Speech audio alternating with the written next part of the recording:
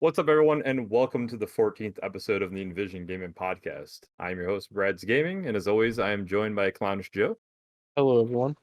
and Triple Bravo. Howdy, folks.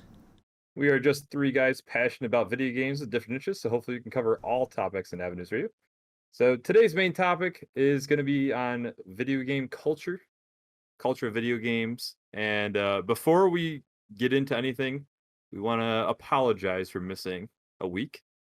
It was kind of unplanned. We just all ended up kind of getting busy between, and also we did actually sit down to record it, and Joe decided to just conjure a storm in his area. And Yeah, just what make was it? Hurricane Iba? Was that Yeah. is that the conjured storm? Ida. Ida? Yeah, there is quite a bit of flooding and stuff going around. So I saw a picture out in your way. I mean, it obviously wasn't where you were, but it was crazy the amount of rain that you guys got. yeah, so I live on a mountain. Bravo could vouch for that. So there's not much in terms of like my house being flooded or anything. I vouch for that. He's not lying. Thank you. But like so I missed a day of work. I ended up working from home. So anyway, off of this mountain, there was just like a flood in a complete circle around it. So we were just like, oh, we stay up here. We stay dry. We go down there. We get big wet. Mhm. That's definitely the perk of living up in the mountains. But yeah, so anyways, now we've got 2 weeks worth of news and whatnot to talk about for ourselves. So let's hear how Joe's past 2 weeks have been. So my past 2 weeks have been nothing really to write home about. One thing I thought of not just now that I forgot to tell you guys about was I witnessed a fun car crash the other day on my way to work. I watched this lady blatantly playing on her phone, blow through a red light and get T-boned, and they spun and hit each other like 3 times. Everybody was okay. Got to see the jaws of life be used for the first time. Whoa. But the lady inside the car was completely fine, just she couldn't get her door open. Hopefully she learned not to play on her phone, and thankfully she wasn't hurt and you didn't see like something wild happen. Yeah, for sure. But yeah, not too much going on. Typical work, just doing some stuff around the house, nothing crazy. Been playing quite a bit of games. Me and Bravo did start and get through about half of the first Halo game. Oh, is it half already? Wow. Yeah, we're about halfway through. We are just where the fun's about to begin though, but we do gotta get back on that. Played a tiny bit more of Majora's Mask. Got sidetracked with some other games. Got through a good bit of Mario Rabbids Kingdom Battle, probably about a quarter of the way through. Obviously, played a bit of League of Legends, and I did get suckered back into play a little bit of Smite, which I'm not proud of. And then just what was it? Sunday night, I started playing God of War 2018, which I've never finished, but had these two goobers hounding me about it for the past few weeks, so we got that back rolling. Yeah, partially because of the rumors that we're gonna hear. What is it? The PlayStation State of Play or something's coming up, right? Yeah, wasn't that like And- today? I don't remember think the so. I date. think it's in the. Sorry, I feel like it's in a week, but I could be wrong. But the rumors are that the God of War Ragnarok or whatever the second name is going to be is coming. So that's exciting. And then we started talking about how much Bravo and I loved it. So Joe's like, "Oh, I didn't play it." Brad, you finished it, right? Yeah, I got the platinum in it. Like, Don't you dare Okay. try spoiling it for me. Yeah, whenever Joe makes it through, we definitely have to sit down and talk about that game. like the part where the birds Nope. are doing funny things and Nope. Shut up. I don't know what you're talking about. Joe, don't listen to him. I don't know what the hell he's talking about. I made I that will up. ban him. Biggles walks into Biggles making his appearance. Yeah, so how about you, Bravo? It's been... I've had a pretty good couple weeks. We'll just start off with League of Legends, of course, playing that. No Man's Sky dropped the Frontier update, so jump back into that. I actually jumped into No Man's Sky frequently, I would say, and just play around, like do a couple little missions, go explore a planet, whatever. It's just a great game. I love that story, like the real life, like human being story of the devs, releasing the game in the state and then just sticking with it and really having like this beautiful story, as well as the in-game content is good. It's fun. It's Minecraft in space, Yeah. And with the Frontier update, I'm really enjoying the new stuff, and I'm hunting for the perfect settlement. If you don't know, the current update is they add like towns basically that you can go and be like the mayor, the overlord, and as you do missions and help people out, your town actually grows and like does all this other cool stuff. They've added more stuff to build, all kinds of neat stuff. I'm looking for the perfect one. They dug themselves out of a hole. Yeah, I'm thinking about trying to find a place where I can build a Fallout style vault. Like you got the vault door in the side of the mountain, and then you go in and it's like Fallout New Vegas, like where you like go down in a vault and there's like experiment rooms going on and stuff. I don't know how in depth I can get in it, but I don't know. Fallout vaults are pretty cool. yeah. What else? What else have I been playing? I played Smite with Joe. Actually had a pretty good time with that. Grim Dawn with the boys, with you guys. Yes. I'm hoping we continue that. It kind of takes the edge off waiting for Diablo 2. So if we can plow through Grim Dawn. Honestly, Grim Dawn is a really good game. I'm really enjoying it. We played about 5 hours together so far, and it's not too bad. My first playthrough was pretty bad. I'm very upset with myself. Joe just made a bad decision and then instantly basically what happens is you get to level 10 and you get to pick a second class.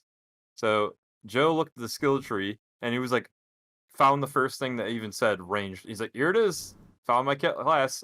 Then get to level 10 and was like, oh, I've made a mistake. I've made a terrible mistake. Yeah. Turns out this is the only ARPG with like 2 standard ranged classes. And he picked the wrong one. Yep. I picked the one that's more ability ranged. And I want Pew Pew. And I feel like I have to talk about Orna, okay? I play that game every hour, on the hour, for about 5 to 10 minutes, okay? Quit rolling your eyes, Joe. But me and the friends have created our own, basically, guild. They're called Kingdoms. And we're grinding up to, like, upgrade our kingdom and stuff. It's pretty fun. They're the main developer, just one guy. He quit his job, and now Orna is his main job. Good for him. And he's updating the game. There's some like alpha or beta level videos of live raid battles in that game. So like you and your friends would go into a raid with big monsters and stuff, and you'd have to like bring them down together, which is really, really cool. So big updates coming for that game. But it helps pass the time at the regular boring adult job. Beyond that, just working on the bus a little bit, and I got the floor completely sanded. I've got some sheet metal specced out. I've abandoned my welding idea. The electricals at my house are just too bad. I won't be able to use a welder, so I'm going to switch to rivets. But that's it. I've been talking too long. Brad, how have you been? First off, bravo. Sorry, Brad. But first off, you have less than a month left until we need to arrive at Brad, so you better start on that bus. Well, it's probably going to be longer than that. Nope. As I said. Nope. But so yeah, the for me it's been pretty wild, which is one of the reasons why we didn't record too. Obviously still house stuff, as you guys know. But it's probably done. I think the final date we're looking at is going to be we're hoping October 1st, where we could start moving in now.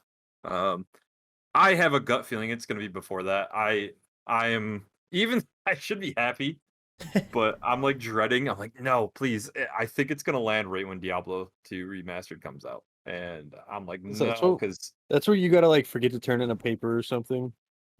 yeah, I I don't think it's going to happen because I have a feeling that it's gonna be more like that. I think it's gonna be like Monday of that week. The Monday Afterwards. So before or after? after it. So Oh well, then I we're think like fine. yeah, that's what I'm hoping. So my plan is if I can get everything kind of situated, we'll be good. I mean, Brad's And not fine because he's no, gonna I'm play gonna for have 3 days straight, and then Monday's gonna come around, and he's just gonna like be throwing stuff away or like throwing it in the back of his car with no box. He's like, I'll get it later. I'll get it later. my plan is to prep beforehand here because I got some time. Like we know it's pretty much gonna happen, and it's like okay, start packing up the basics. You know, the stuff that you don't need really necessarily. Pack that up. Go through the stuff you can throw out, and start making those decisions and getting rid of things. Right. And the then I have to go out and buy some. I want to buy some totes to, as dumb as it sounds, transfer all my video game shit.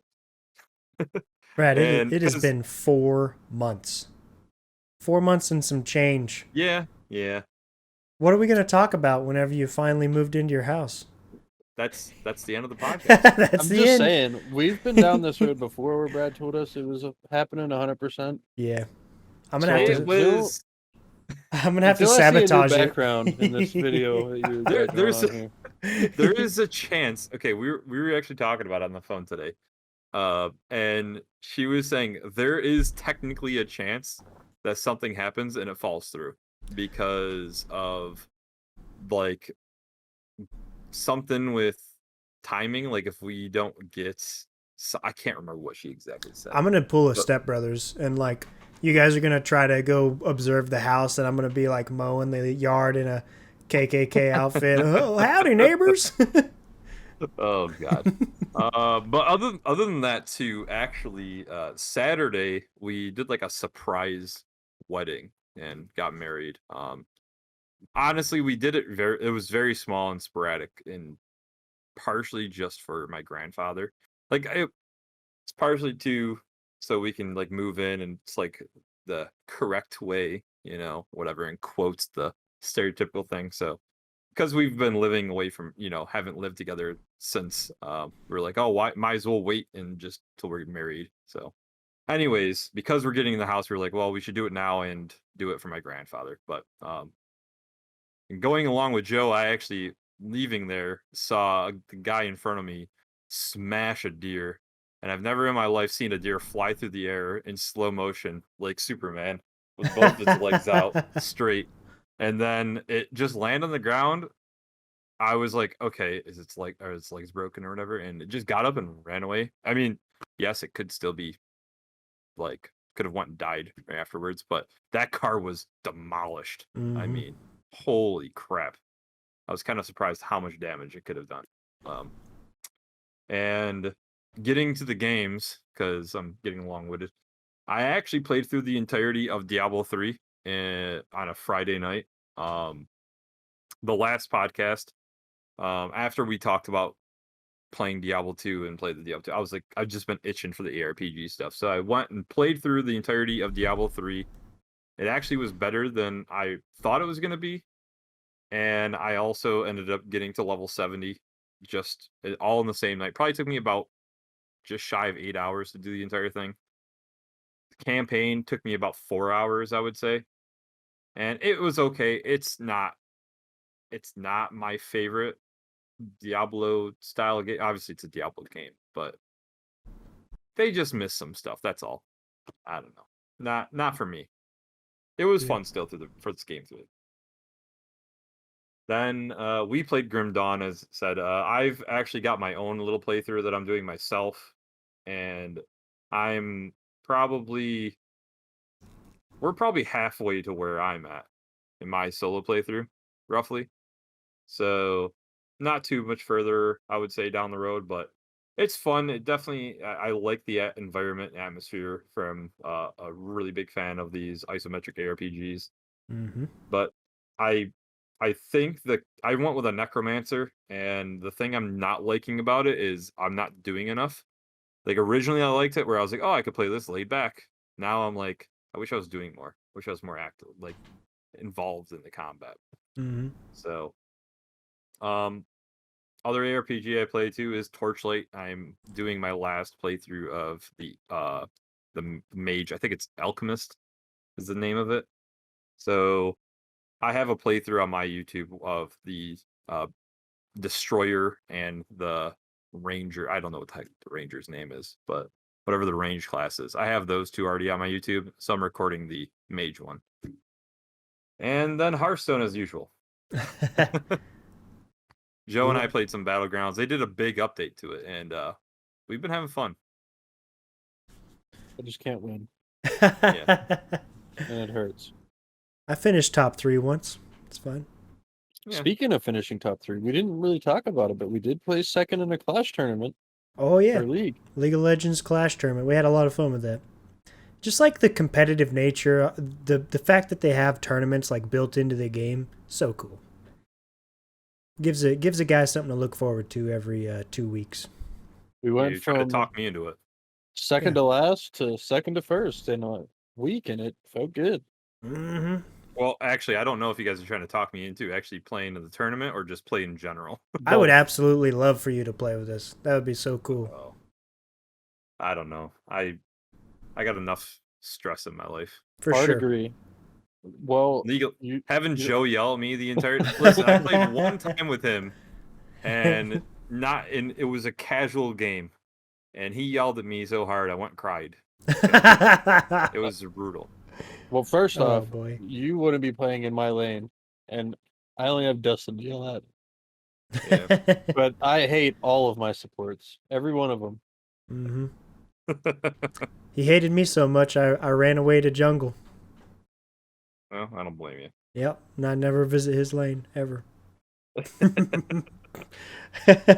Anyways, Alright. let's move on to the guess the prize game. Oh, All right, I've got some bangers here for you, and I also have an announcement. Okay, not to put any pressure on Joe, Are you but pregnant?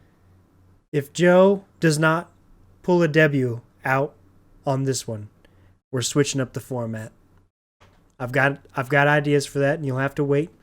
But Joe, you gotta. it's because I'm so dominant. Yeah, nobody likes to watch the champ. That's why we win you out of every the year. game. Okay. So, if you're new to this, we are going to. I'm gonna Name a bunch of original PlayStation games, and Brad is going to tell us how much they're worth, and Joe is going to guess wildly. Yes. Yes, that is exactly what's gonna happen. I don't. Okay. I feel like I'm gonna be rusty because I haven't looked at games, and I don't think I've looked at a game like to buy since we last recorded. Mm-hmm. Now, the first one's gonna be a little special. Okay, we're gonna start off with a fun one. I want you guys to check your DMs. Oh, I've okay. posted a picture. So what this picture entails is a cluster of games. We've measured your ability to guess one game, but can you guess a bunch of games plus a console together? So this is a Sony PlayStation 5 Blu-ray edition with several games. I will list them off for the listeners.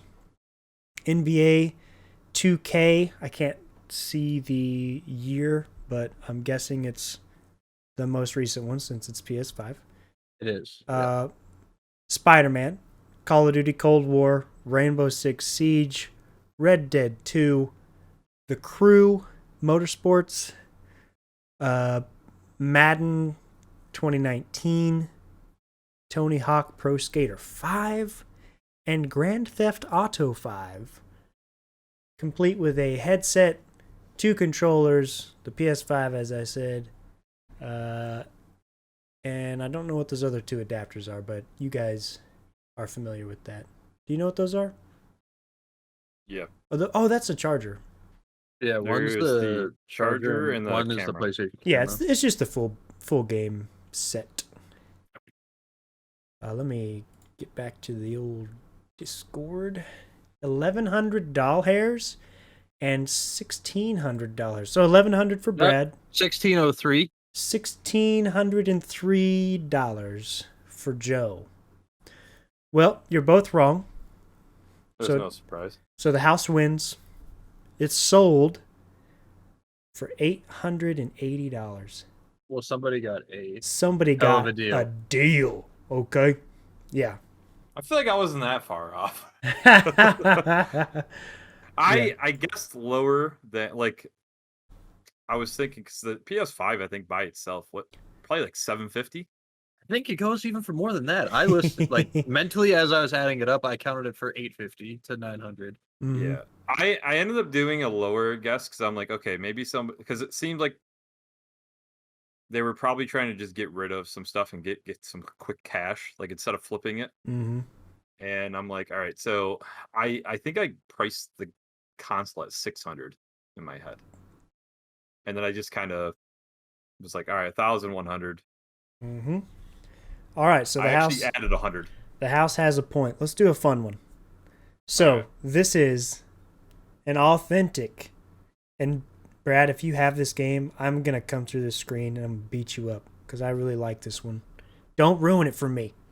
If I have it, Yeah. Or if you're in the process of having Yeah. Oh, I own that 3 times. All is it a horror game? right, so it is Bible Buffet for the NES, complete inbox. I don't own a single NES game, so NES. Yeah, it looks really good. The pictures are even professional. I don't know. Very good condition. Oh, you boys guessed $80. All right, well, since you tied, the price is higher than that. I'm sorry if I just yelled into your ears, listeners. Brad guesses $120. Joe guesses $11,399 or No. $113. The game sold for $199. Isn't that crazy? So House wins again. yeah, That's sounds crazy. like house ones. Oh, Sounds like this game's fixed for the house now. Is what it sounds like. Yeah, it sounds like it. I would say that's tough because sometimes you get one of those games that are like that where even though it has like an obscure name, it could either be very expensive or dirt cheap. worth like $30 complete in box. Because I actually had a bunch of NES games complete in box like a couple of years back, mm-hmm. and I couldn't. There was a game called Pipe Dream. I don't know if you guys ever heard of it. It's got one of the worst box arts you've ever seen. It's really boring and dull. Like I sold it for $20. It was a struggle to sell that thing for $20 too. Complete in box, everything. It was pretty minty. Nobody wanted it. All right, the next one. We're still 0 for 0 for the gentleman in this one. This next one is a little special. Seems like this whole game this time is special. But I've had 2 weeks to prepare, so you're welcome. This one is not sold, okay? This is your estimation of its current condition. So I was doing some physical shopping, and I came across a retro store here in the city. And this guy is selling a Gargoyles game for the Sega Genesis. It's in good condition. First off, I already know that these are overpriced as you were telling me prices of things while you were there. And this guy overprices everything. Well, you both know that. Is it complete in box or just the Complete in box, yeah. The cartridge looks like it was maybe stored incorrectly, but it's never been opened. Like it's got a little, like the corners are a little meh. It's sealed? Yeah, It's a brand new one, or is it just complete in box? There's a difference. complete in box. This now I don't know if I should put another No. 0 on the end or not. What did I say that confused you? Maybe I misspoke. You said it looks like it wasn't opened.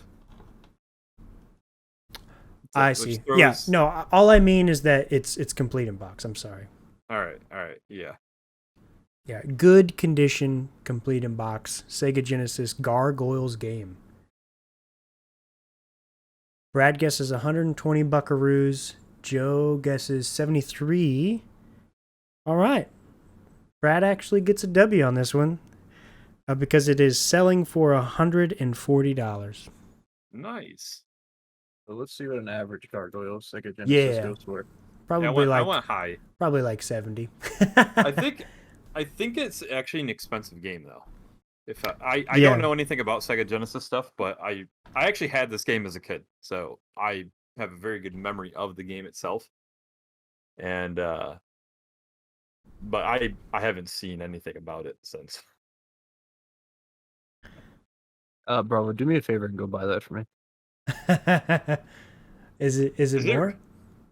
Yeah, so for an authentic, complete inbox, cleaned and tested, without the poster that it comes with, it's selling for roughly $200. $213 complete in box. Yeah. Oh, baby. So Oh, you baby. want to go back for me and make sure that's authentic? I will. Yeah, go I buy have- that and flip it. I have the guy's number. He's a really cool dude. Nice. All right, so the last one we have. It's either going to cause a draw or get a W for Brad. Or we're gonna start an entirely new game. Or we're going to start an entirely new game.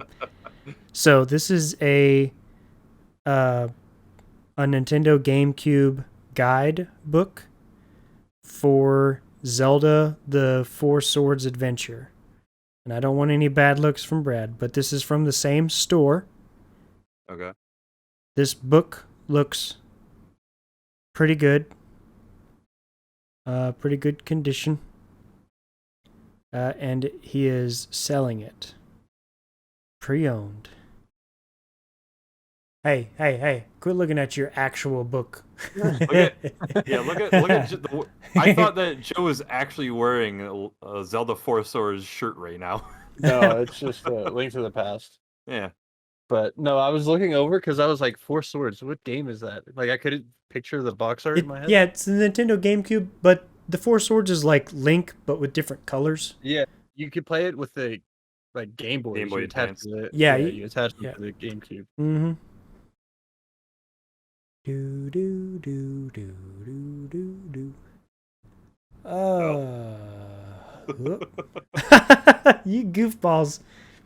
All right.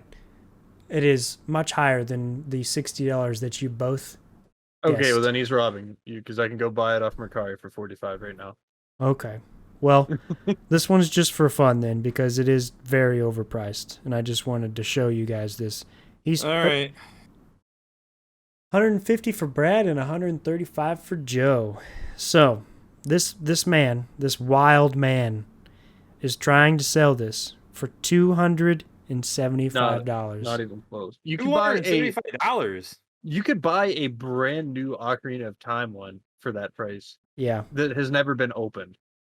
Yeah, isn't that weird? Like he's got it behind glass in a solid case and everything. It's so strange. So I'll tell you right now, that is a guy that doesn't know the prices of things, and what he's doing is he's seeing a big name. Like if he got a Pokemon game in, he'd probably do the same thing, where he'd jack the price up probably 3 times what it's actually worth because he's like, oh, it's Pokemon. And because he sees Zelda, oh, it's Zelda. Let's put it up for... I mean, I know what you're saying, but I feel like this guy knows what he has. He doesn't. He clearly doesn't. If He he's either putting it at that doesn't price. or he just doesn't actually want to sell it, but maybe his wife is like bickering at him to like, get this off our shelves. No, that's what I think it is. I think he doesn't really care to get rid of it, so he's just going to put a ridiculous price because he seems extremely knowledgeable about the industry. I mean, he owns his own little corner store of retro games. I doubt he exists, especially with the current conditions in the world. You know, actually You'd be still operating. surprised. Also, if he's putting gargoyles for like 33% under what it's selling for on eBay, I don't know. That's what I'm saying. Because the 2 examples that you showed us were drastically off of what the market value is, which we are comparing it to eBay, which is usually top dollar, but like the Gargoyles one, honestly, I could see because he could have gotten that for like $20. He could have picked it up super cheap, and he's still making good profit. Or he And it's got a it way for brand him to new move. because he's old. Yeah, that too. Yeah. But that Zelda book that makes it seem like he doesn't know really what he's doing. He's Yeah, just I basing mean, it off of names. It's Here. possible. So I just sent you a link. They're selling that one and Majora's Mask together for $45. That's pretty cool. And that one is in much better condition. Yeah. So Just from a glance. I feel like he's just. I don't think he trying wants not to sell it then. Yeah. Yeah. Yeah. I would maybe just because I have a somewhat personal relationship with the guy, I feel like he probably just doesn't want to get rid of it. But anyways, Brad pulls a W out of his booty with just 1 point. Yeah. And House takes a couple to the Yeah, boy. bank. All right. Well, the next one will be a juicy one. We're gonna mix it up a little bit. Also, before we move on, I will say, kind of based off of what you were saying with your he's like your buddy that owns that shop. So my buddy who owns the pawn shop that I go to often, he's kind of on that like line where he understands the value of some stuff, but some things he doesn't. It's like really funny. He overvalues like original NES stuff. I would say drastically because he paid like $200 for a complete, and this is a pawn shop owner. Paid $200 for a complete in-box original Super Mario Brothers. And I know the whole, oh my god, it sold for $2 million, and it was. Guess what? It's not that is not It's what not the game's factory worth. seal. Yeah, the game's worth about $200. And he paid, I would say, what he could probably get for it. Right. And I mean, but then again, he does own a storefront, so he could put, he could also shell it up and yeah. be like, here you go. Next time I $200 go, to sit on it. yeah, next time I go to the store, I'll take a picture of his whole store.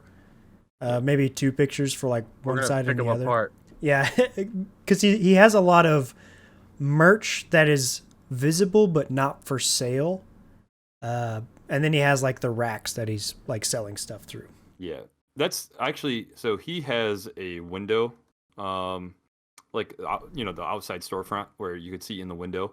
So he has a display of the PlayStation 1, and he has the original Croc, like right there, but it's not for sale. Well, guess what he has, Joe? He has the collector's edition Majora's Mask, and it's sun damaged because he has it right there. No. And it's with one of like the fancier N64s. I can't remember which one it is, and it's all sun damaged because he just leaves it in the window.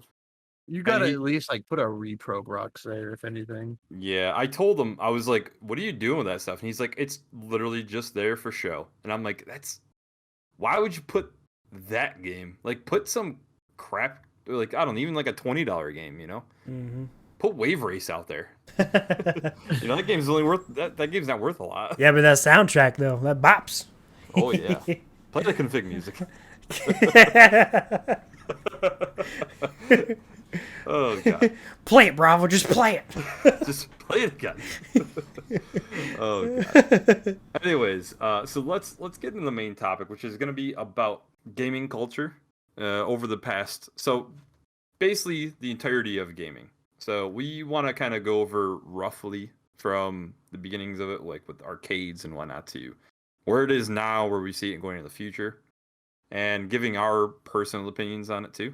So yeah, let's hear what you guys have to say about the OG stuff, which obviously there were some older things too, but arcades are like, I would say, the beginning of it with Pac-Man and whatnot, back in the 80s, So even 70s.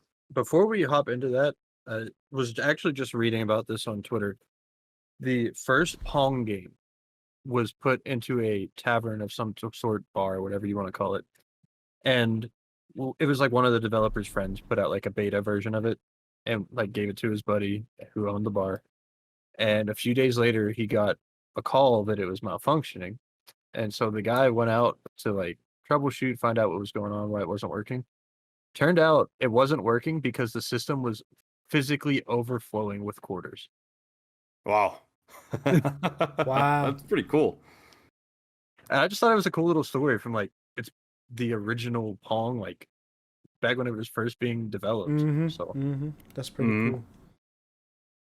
Yeah, so do you guys have memories from yourselves with arcades? Like, did you go to them a lot when you were younger?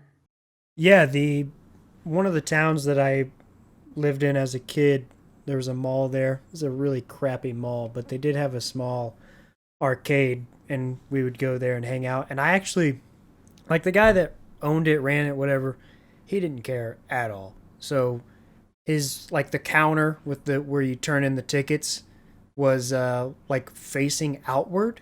So all the arcade games behind him were basically hidden from him. So I would go back there and I would screw with the machines and like try to like break them and get them to play for free or whatever. But there's some older arcade games where I figured out that I could pop the back off of and cross certain wires or touch certain things, and I could actually play the game for free. So I would do that, or like stick your little child arm up the skee ball thing and like push the lever down so the balls fall so you can play for free. You rebel. Stuff like that.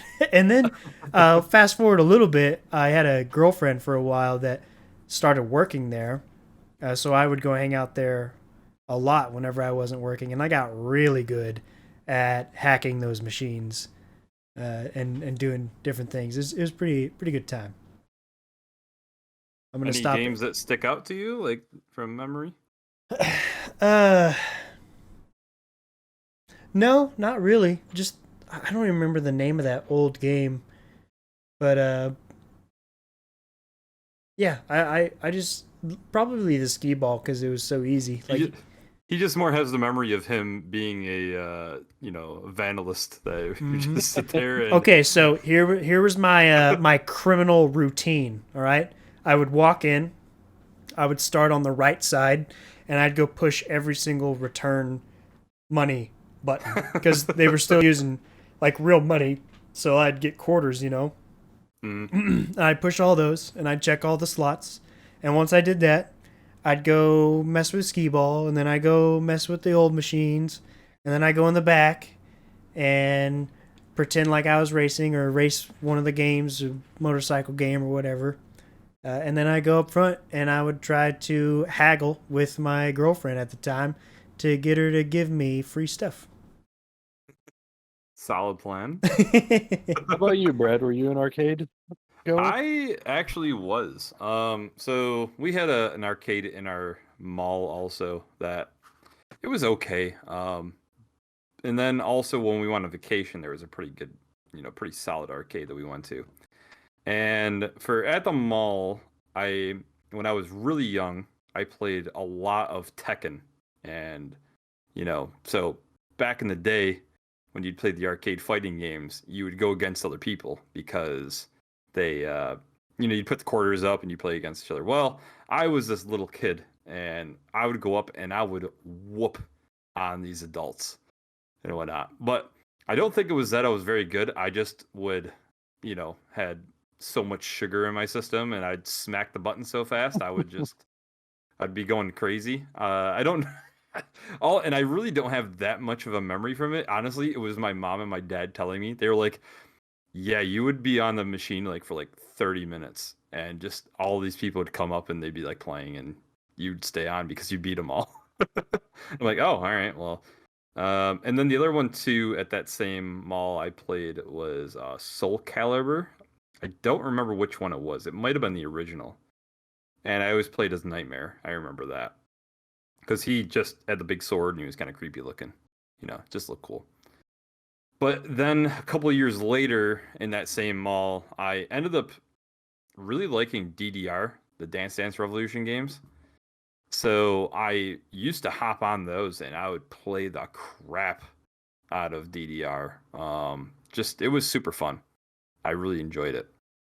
And then because of that, I ended up buying the home console version for PS2, and it was fun. I had a really nice mat at the time. It was like padded, so you could actually feel like the cheaper mats are like plastic.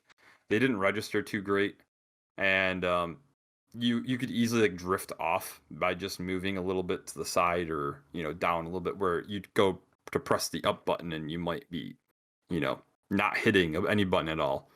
So I don't know where that mat went or what happened to it, but it was a really solid mat where you can feel the actual bumps and whatnot. What do I got to do to get you to play Dance Dance Revolution for us on stream?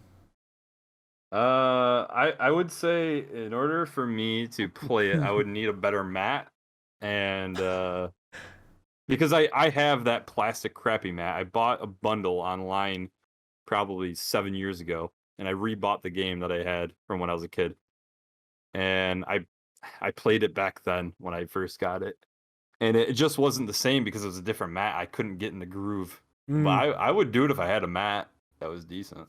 All right, fair enough. I know my mission. Yep, send me that mat, and I will stream it for you boys. Maybe when I get in the house, I will. But all right, now I'm invested. I need to get him. He needs to get into the house, not in the house. Yeah. Dang it. I can't imagine what that mat goes for. I mean, like I said, it's definitely a higher quality one. At least 5. What about you, Joe? You play arcade games back in the day? So, I've been to places like Dave and Buster's, and there's one that's a little bit closer to an arcade that's like a local shop here. But when I think arcade, I think like old school, like 70s style arcade that was just like strictly the machines with like Mortal Kombat and all those type games. Oh yeah. So kind of, sort of. Obviously I'm a bit younger than you guys by a few years, but there was the local place that had some of those old school games. I played a lot of like House of the Dead, where pretty much my go-tos, like the laser shooting games. But I was never big into like the ticket style arcade games, so skee-ball and all that. If I went, I wanted to play the video games. and then this place, what was actually really cool about the place, it's local, it's called GamesNet, so I'll refer to it as that. But it's they had like a bunch of original Xboxes hooked up to like TVs, and you used to be able to just go in and be like, "Hey, could I have that Madden 2002 or whatever?" And they would just hand you it and be like, "How many controls you need?" And 2. And you just go sit down on an Xbox in front of a TV and you just play Madden with your friends. That's pretty cool. Did you have to pay for like say put $5 up or whatever to play or anything? I don't remember. I was young and went with like my neighbor who was a few years older, so he did all the money things. But that's definitely pretty cool though. I mean, yeah, I like that idea. I do have actually one quick thing because Joe reminded me. I totally forgot. I actually owned 2 arcade cabinets when I was a kid. What the heck? So, yeah. So my rich when kids. when my parents divorced, afterwards, my mom had this friend, and he did something with like when businesses would, like when something would close, he'd go in and he would like clean out the shops or whatever, and anything that was left over, he would throw out or he'd keep or whatever. He went into one business and they had a Play Choice 10, and it had Time Crisis 2. And he just was like, "Hey, I know your son's into video games. Do you want them?" Wow. And I was like, "Oh yeah." So I had those for like 3 years in my garage. I was literally 10 years old when I But had Brad them. didn't know how to open them, so he took his mom broke playing video games in his own basement. We pumped those suckers. Couldn't turn it on anymore. There's so many quarters in it. But I beat the games obviously because I had them and you could pump as many quarters as you wanted them. It was awesome. I absolutely regret it, but at the time, at like 10 years old, 11 years old, after playing it and whatnot, then of course all my friends, we all played it, and then once we all got sick of it, we didn't touch it forever. A couple of years go down the road, and somebody was doing some work on the house. They saw the arcade machine, said something to my mom. She asked me, "Hey, you want, what do you want them still?" I think the guys offered like some money, and I ended up taking it because I thought I was rich afterwards. Because I got the arcade machines for free, and I think they gave me $50 a pop for them. Oh boy. Yeah, it was insane. So Real tears. yeah, and looking back now, I mean that Time Crisis 2 has got to be worth a stupid amount of money, I imagine. Yeah. Feels bad, man. So how would you guys describe the the views of gaming back in your youth? Like what did your parents think about it? What did you and your friends think about it? Well, so what my parents think about it is very different now than it was to a point, I guess. My mom still isn't crazy about the whole idea and yells at me all the time because I spend too much time playing video games. Not gonna change. But she and my dad both like play video games. They're both relatively young, um, like early mid 40s at this point. And so they both played video games. My dad was like the D&D kid that switched over to the Atari whenever it was available, and he's pretty much the reason. And my mom makes the joke all the time that I was bred to play video games. But Hmm. whenever it comes to like friends and whatnot, ever since I was young, obviously I grew up with video games, so I just associated them to be normal. And all of my friends always have played video games for the most part as well. Not that I like went out of my way to only hang out with the video game kids or anything, because back in the day I didn't care. I went home and played Zelda or Mario 64 by myself and didn't care what anyone else did. But I never like dealt with the people looking at me weird for playing video games like I know some people do. And I don't know. I was always like an athlete, but it seemed like through my childhood and growing up, video games were already like past that point of being the nerd thing and were becoming like more widely accepted. Yeah. Brad, what about you? Yeah, so my parents play, I mean, I think my dad played Atari one time or twice, like something like that. Like when he was young, I know he said that he played it a few times. My mom, same thing. They actually played a little bit of the arcade stuff. I know my mom really liked Frogger and Galaga. Those are like her two main games. So anytime I ever had anything that was involved with that, I would like get her to come play. She just enjoyed it, you know. But realistically, they never had any experience, but they knew that I enjoyed it, so they never really give me any crap about playing games. They like honestly let me kind of play as much as I wanted to. Also, like they knew it was something I enjoyed, and it wasn't like a oh my gosh, you got to get off and get out in the world because I did also balance it myself where I similarly to Joe, I was an athlete in school and I played sports, did kind of a little bit of everything, honestly. And just in my downtime I played video games, but I unlike Joe, the stigma was once you got out of like elementary school, you just didn't talk about it. Like because if you talked about it, you were like shunned into the loser nerd group if you were so like because growing up, all my friends we played Tony Hawk Pro Skater, we played Super Smash Bros on the original N64, and basically the N64, PS1, and down, like even to Sega Genesis. When we that was what we all played together, and then once like it turned, I would say it was like it seemed like sixth grade was like the turning point for some reason. It went from you just didn't talk about it because that's when the whole social circles started, I guess. At least for where I was. So And I don't want to yeah, cut you off, but it's kind of funny to me that you like sports were like that to you. I played football in high school and like during our camp, so it'd be like 3 days, 2 days, whatever. mhm. And in the downtime in between, somebody on the team would literally bring in like a 360 or two into the locker room, and we'd hook it up to like our film TV that we'd watch like film on and study, and we would just have like NCAA tournaments in between like practices, or somebody it's brought a GameCube and we had Smash Bros tournaments, like the yeah. football team amongst ourselves.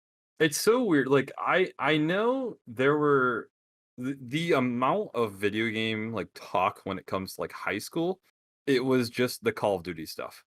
And Call of Duty to me was like not anything I was really interested in. And like I mean, when I talk about Call of Duty, like and it wasn't even talked that much. Like it was just if somebody talked about video games, it was strictly Call of Duty. That was it. There was almost nothing else. So, but like I almost called myself like this closet gamer because I was into gaming a ton, but I wouldn't say a word about it to anybody except for like a very few people that I found out were also into it. So one buddy of mine who uh he played soccer with me and he was really into it. So we played together like and he had a kind of the wide range that he would enjoy stuff kind of similar to me. And there was one other kid that he was kind of a nerd, like dorky guy, but he was into it, and we hung out. Like I had this like weird outcast group, I almost call it, because like we all were weird in our own ways. Like I was like a jock. My one buddy, he was like kind of a jock, but more of a nerd jock because he was like super brainiac smart, you know. And then the other guy was super quiet, but like jacked out of his mind and owned a buffalo farm. And it was just weird. Yeah, it was just like this weird. And then the other kid was like 6'8" with just goofy as you've ever seen, but everybody liked him for All just right, because he was like this I've goofball. got a good question that's Yeah. related. How many people did you guys graduate with? Hmm, Let me get a scale for how weird you are. roughly like 160 to 180. We I graduated could with like be off. 110.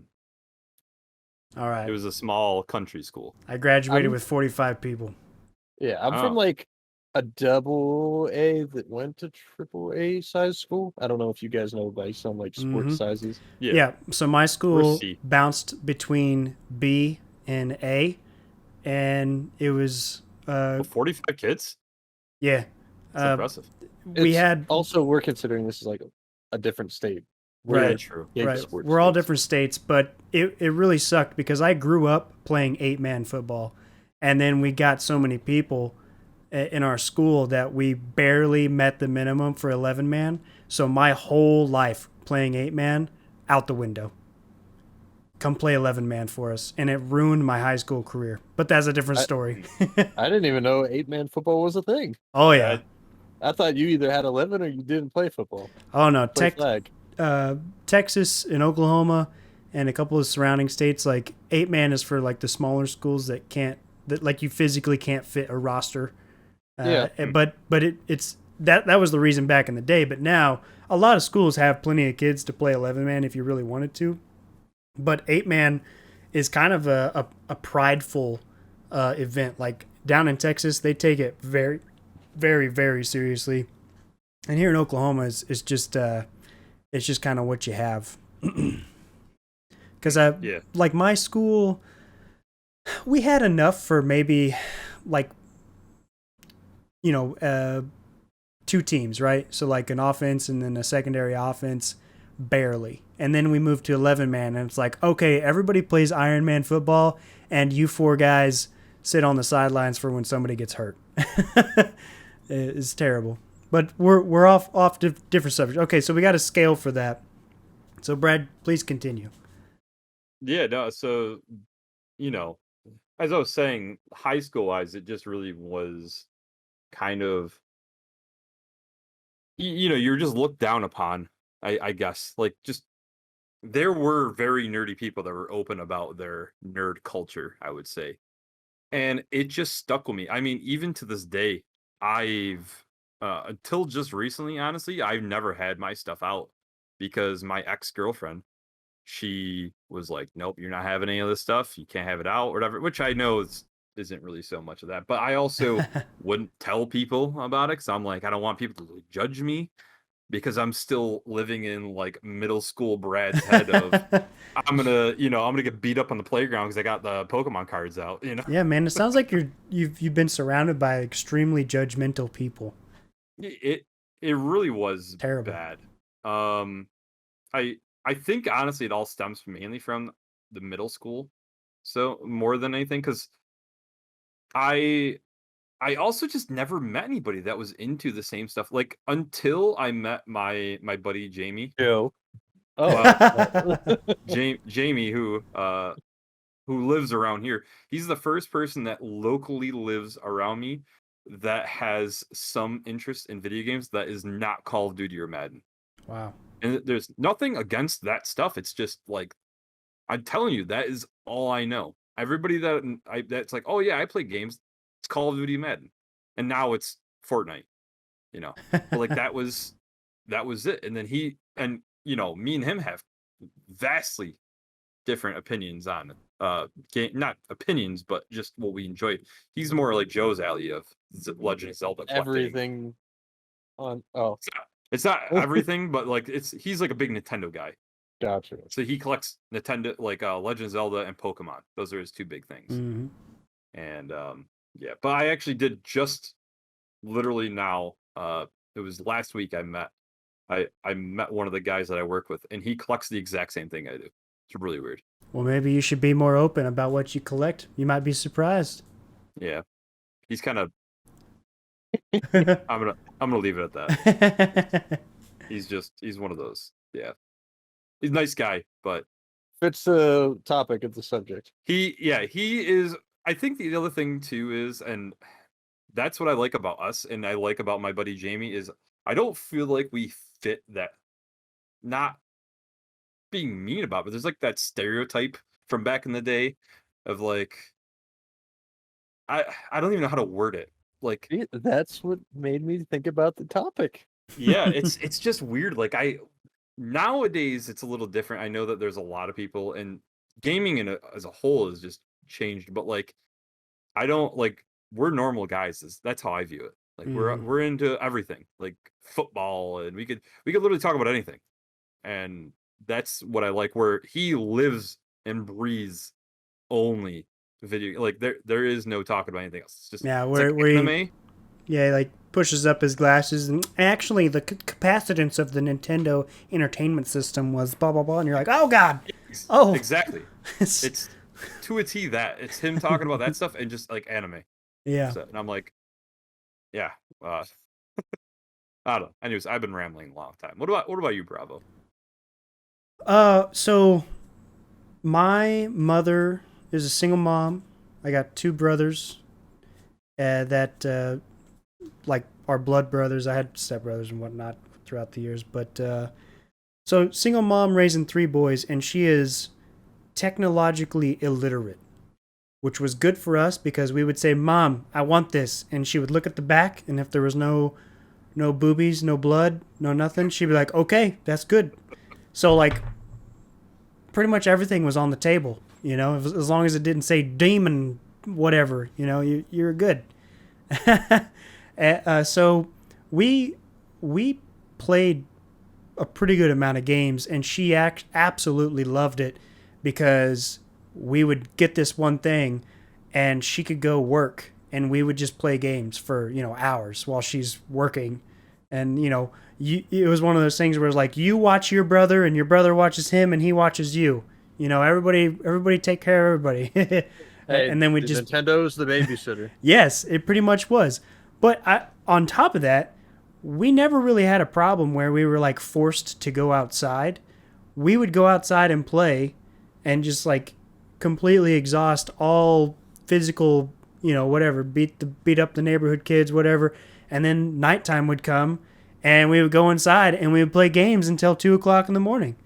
And then when mom wasn't working her shifts, it was like, you boys go to bed at a decent time. And we're okay, mom, thanks.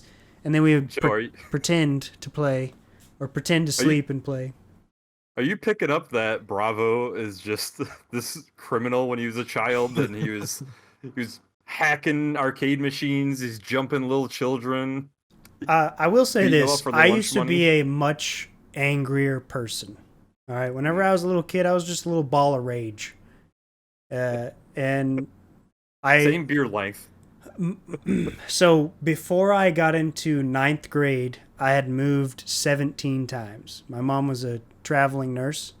So I got into this habit of not caring. man, I'm getting way off subject. But anyways, not caring. So you know that movie where it's like the kid is like about to leave the school, so he like burns all the bridges he can, like messes with the teacher or whatever. That was me.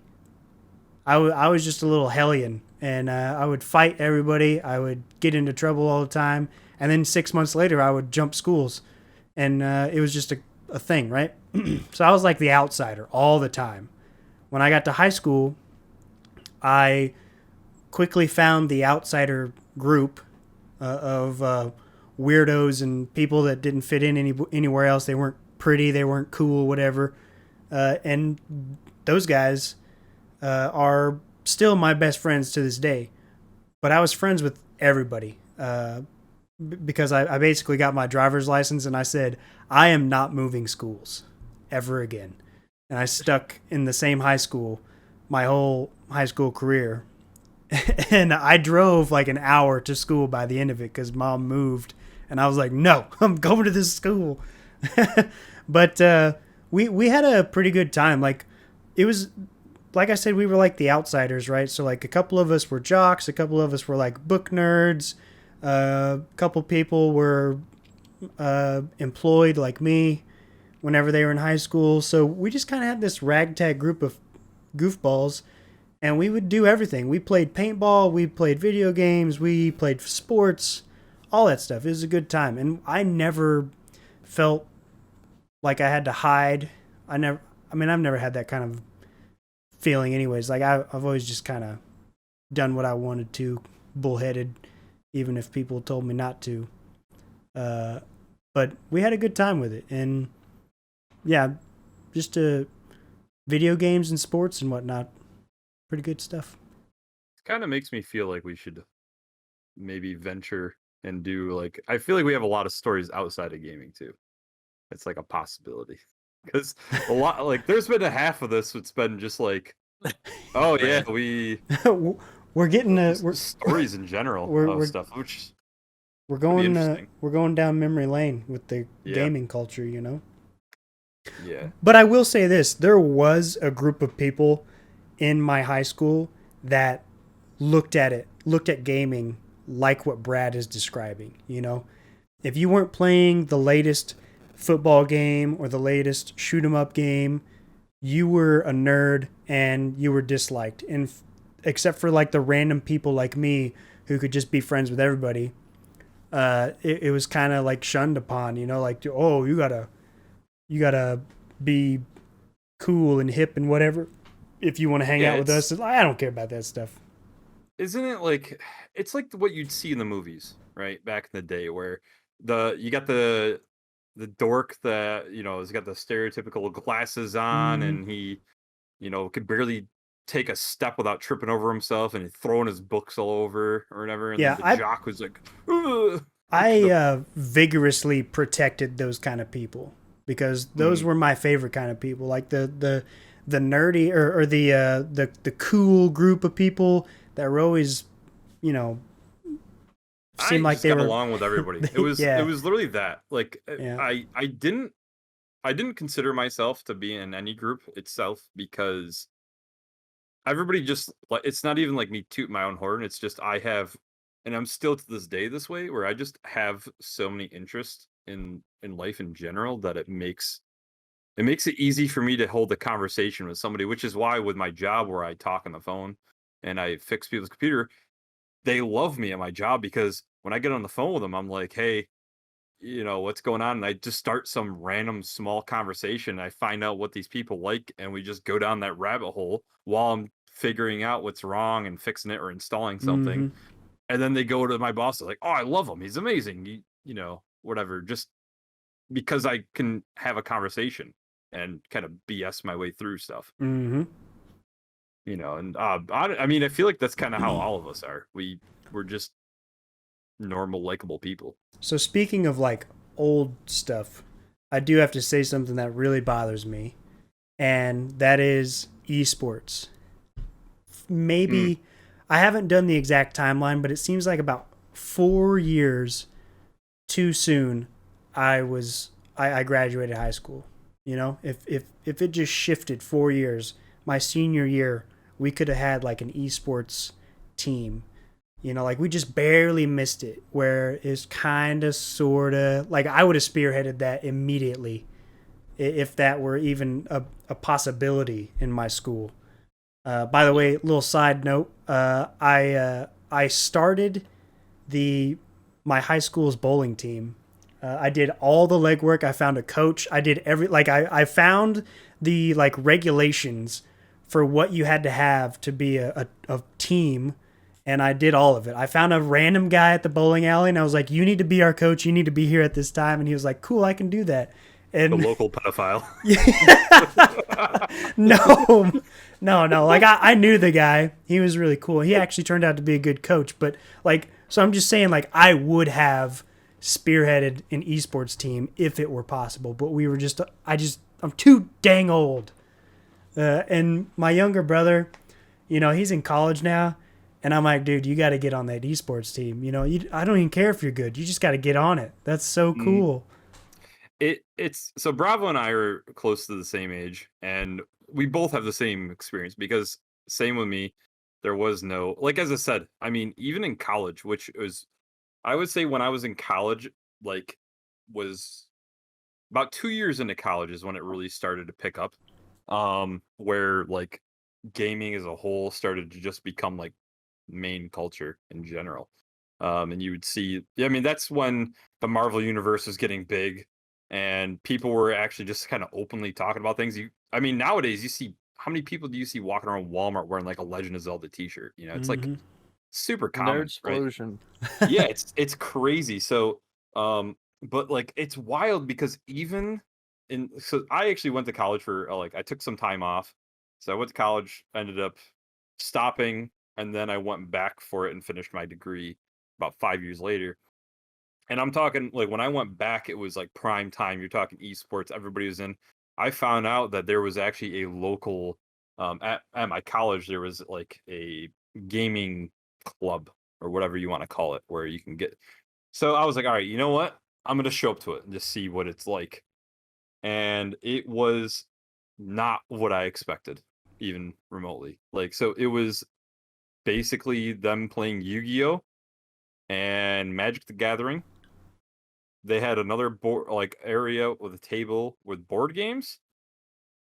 And supposedly they were gonna have like a Hearthstone a fireside gathering, which was at the time only capable of happening at a public event where you had to have at least a certain amount of people. So I was like, oh my god, I can actually go to one of these things because I was the only person that I knew that even played Hearthstone. Went to it. Guess what? They said they advertised Hearthstone Fireside Gathering. Nobody played Hearthstone there. Oh, And there was no video games. So it was Brad exactly what I Brad thought. showed up with the leather jacket over the shoulder, with the two fingers hooked in. He was like, "Hey guys, you here to play Hearthstone?" And they're like, "What?" He's like, "Oh, you guys here to play Hearthstone?" They're like, "Oh, you're really funny. Come join us. We're playing Magic." And he's like, "Yeah, Magic. That's what I meant." Yeah. Hides Hearthstone loot and t-shirt. I or brought whatever. I'll tell you, I brought my laptop and I set it up, hooked up to the internet and everything, and I was kind of like waiting around. I went up to like the organizer. I talked to him. He's like, "Oh yeah, it's gonna happen. The Fireside Gathering's happening." And he was the only one that knew what Hearthstone was, but it was only him and I. But he never played it. Like he like had a basic account. He was like, "Oh yeah, I tried out the tutorial, but I haven't gotten any further than that." That was like the extent of it. I was like, "All right, well, I hung out and I ended up just playing like 2 games by myself and I left." so I actually went to I went to Oklahoma State University, and they have an IT like branch, and I went to their campus, and they had LAN parties where they just like filled the gym with tables, and like they brought pizza and people would just bring their PCs and hook up and play games and stuff. It was pretty cool. We did that I think twice in my college career. But Why didn't I have this? I don't know. Why did I have the gaming club that was centered around Yu-Gi-Oh? I don't know, man. It That's specifically terrible. said video games, and I went to 2 of them, and both of them were just Yu-Gi-Oh. Pretty much, Yu-Gi-Oh was like the thing. If you're a Yu-Gi-Oh fan, let me tell you. All right, I Yeah, thought of another. Oh, go ahead, Joe. my college didn't really. I mean, we may have had like a gaming club or whatever, but everyone just had their own PlayStation 4 or Xbox One at that point. Mm, And like, so how our dorm was set up was the first floor was all dudes, the second floor was all chicks, third floor was all dudes, whatever. But our one like couple of our friends had like the room right next to the door, which was like the biggest room. And so we all would always be in there hanging out because it was the most space and you didn't have to or you didn't have to fight and walk around campus to like find a better place. But we ended up all like setting up our Xboxes and PlayStations and all and whatnot in there, and we'd all have our different games we played. Like I was big into it would have been Destiny and like NHL at the time, and then turned out all the people I hung out with were like the club hockey players or their friends. So we were all big hockey fans, and we had NHL, and like we started the Ultimate Team, and kid you not, that game had to be on like 20 hours a day with somebody playing Ultimate Team.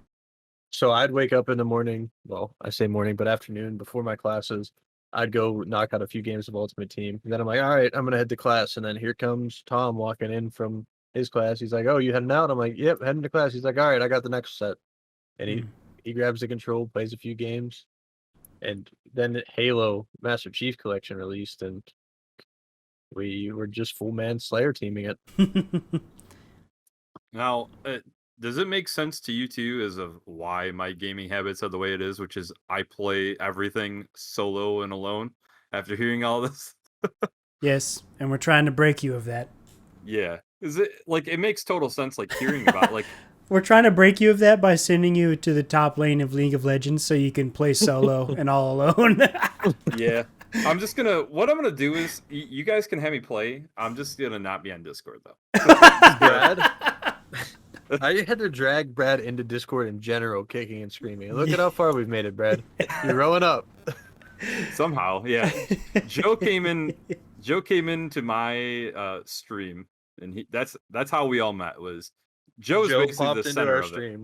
Yeah, and Joe decided to prank me with some other guy, and he told me he was like top 10 in this game called Eternal that I was just trying out for the first time, and he convinced me to craft a terrible card, saying Use it was all amazing. of his points. Yeah, Just so.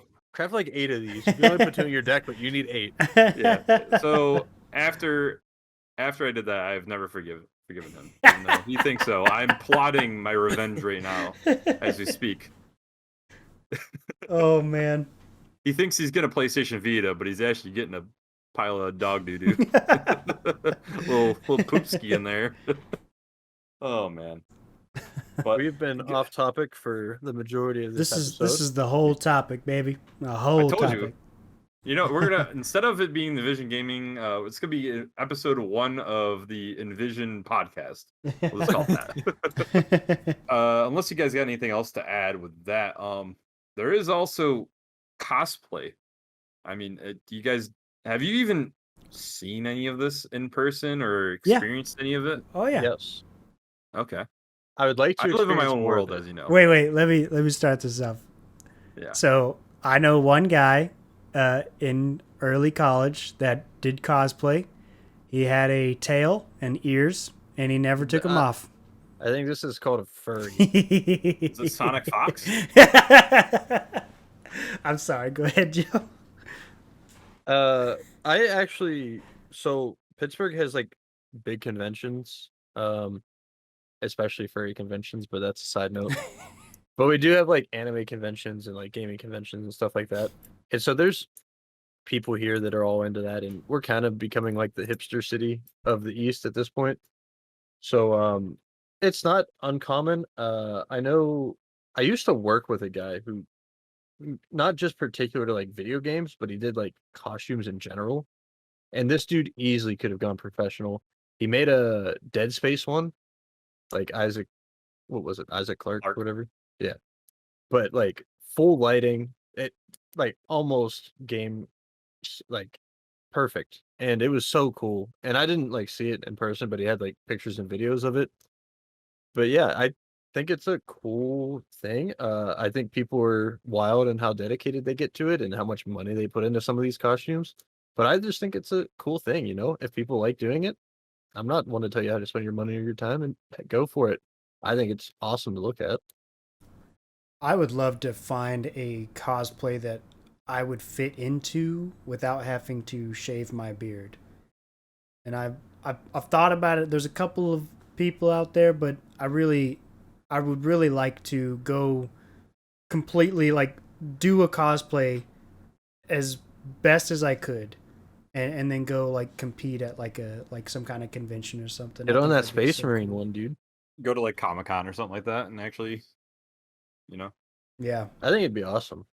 yeah. Yeah. I think it would. So I have never seen anybody dress up in any cosplay or do anything like that. You've never been to a Other convention, no, I've never been to bro? one. We gotta go. We gotta find I one, and we gotta go together. have you not Bachelor listened to party. anything I've said where I've done almost nothing that comes to like I figured you've gone Brad, to a convention, even if it's by I yourself. You just go we're to gonna like nerdify the no, living hell out of you. so the closest one that for convention wise that is in Syracuse, New York, there was one. So I actually was going to go with my buddy Jamie. We were going to go to it one time and it ended up landing the exact same weekend as something else. Like we had some party, I think it might have even been like a Halloween party. It might have been like right around now. And his wife was throwing a Halloween party and that was we are like, well, we'll go to the Halloween party instead cuz obviously it's your wife and I didn't want to go by myself, so I was like, yeah, So, Brad, I have a question for you. yeah. Bravo and I intend to do this. Would you go to League's Worlds with us next year, which are going to be in North America? Leagues, Worlds. Why would Like I go to Worlds? that? I haven't even played League of Legends. Because it's just you'll be cool in surrounded by general. other nerds who, Yeah, it's yes, all are about League. yeah, You they're don't. obsessed I mean, with you League. deal with But us, so you know enough about the game to I like go mute and you be like, guys. I know, uh, but still, it's like it's more of like a party at the same time. Like No, there's all the cosplaying and all that fun stuff. You get it all in one. We'll just jam you into the nerd. well, I was gonna suggest we try to convince Brad's brand new wife that he should delay his bachelor party for like basically get like an IOU, and then we go to some place like Vegas or something and do like a real uh convention with just hundreds of cosplayers and just Dude, we're doing a drag Brad kicking and screaming again. He just doesn't make anything easy for us. okay. I would be willing to do like if it was in the Northeast or something like that. I think I would be willing to do a Comic-Con or something like that to go check out. That's We go to PAX East PAX with me? East. Yeah, I think I would probably go to that yeah, dude. because that's a little more generalized. Like if it's something kind of like, for example, Rocket League, right? Rocket League had that convention that you went to, Bravo, and my buddy actually went to it. Also, that was from high school. Worlds. It wasn't a convention. It was the Well, World Championship. But yeah, similar thing where just a bunch of people were gathering for a specific event. it literally the best sporting event I've ever been to are the two Rocket League World Championships because literally every single person that went there is a fanatic about it because they obviously love Rocket League and it's a like a niche thing compared to like NFL or whatever. So everybody is just pumped for that thing, and that's the energy that you're gonna get even just going to a Comic-Con. It's a bunch of nerds that are just there to hang out with other nerds, and it's a good time. PAX East, early March in Boston. I think This what it coming year. is, I think what it is more than anything else for me is it's all about like being with the people that you're with. Like if I went alone, I think I would hate it because even though I'm into this like cult, like I am very very into the gaming culture and whatnot, but I am I've just bred into being a solo by myself. Like Joe said, it took every ounce of me to get on here because I just felt weird because like my whole being is like I play by myself. I don't really like interact with too many people, which is kind of funny that I even did streaming. I But know. I don't know. I think it would be more fun. Like, I don't think I would enjoy even Comic-Con or PAX because of what's going on. I think it would be because I'd be like hanging out with you guys. That would be it. You know what I mean? That's fair. Yeah, but then we're gonna be having a blast and force you into have a blast. And I think we go to PAX East in March. Yeah, because I'd just probably be drunk. I mean, you and I both. Bravo's babysitting. Mhm. Yeah. I will. I'll make sure you have a great time. Somehow I'll get my wife to go there with me. She'll be like, "What the heck?" You she's should. honestly, she's pretty cool, and she likes some stuff. So I can't remember. Is it It's good PAX that you think or- she's cool because you're married to her. Well, in the sense of like nerd gaming. No, stuff, I like, know what you she's- meant. Yeah, like when it comes to nerdy stuff, she doesn't know a ton about it, but she's very accepting and doesn't like it. She doesn't care what I do from that sense. But I could see her depending on what it is getting into stuff. And if PAX, I don't know if it's PAX or Comic-Con that has like movies and Marvel stuff also involved, but she would be into that stuff. She loves like TV shows and So some nerdy things. nobody's gonna like stop you at the door because you're dressed up in some weird way, right? Like people gender bend cosplays, they mesh different genres together. Like it's just the Wild West. It's whatever creativity people want to come up with. That's what Yeah. it is, you know. Like so yeah. There's Marvel stuff. There's different video game stuff.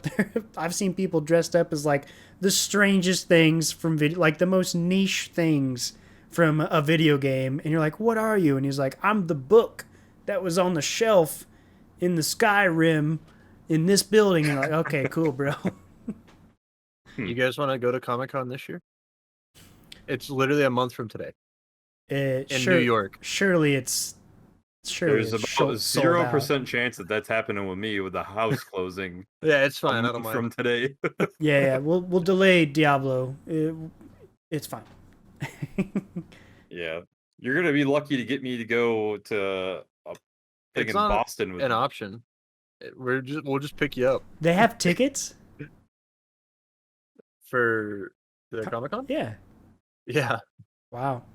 I would think like New York would be sold out. So close. Hmm. But Yeah, that's anyways. Back I don't even know to where we are. back on subject here. I do have to say this from one of the goofballs in the Envision community. Sushi and Donuts gave her opinion on the gaming culture, and she said she's really happy that it's not all about dudes anymore. Like it's not focused directly towards dudes. Like gaming commercials aren't like like some guy, getting all the attention from ladies for whatever stuff, or like being blatantly sexist in commercials. Like we've come a long way, and games, women are starting to be more involved in gaming. Not so much in the esports yet. There's still, I think, some room to grow there. Quite a bit of room to Absolutely. grow there.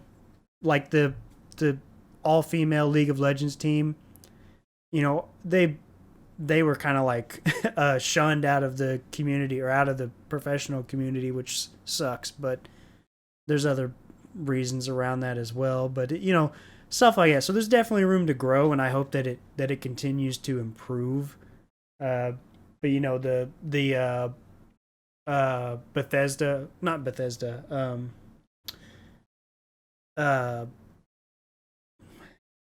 I'm drawing a blank. What's that company that just had all the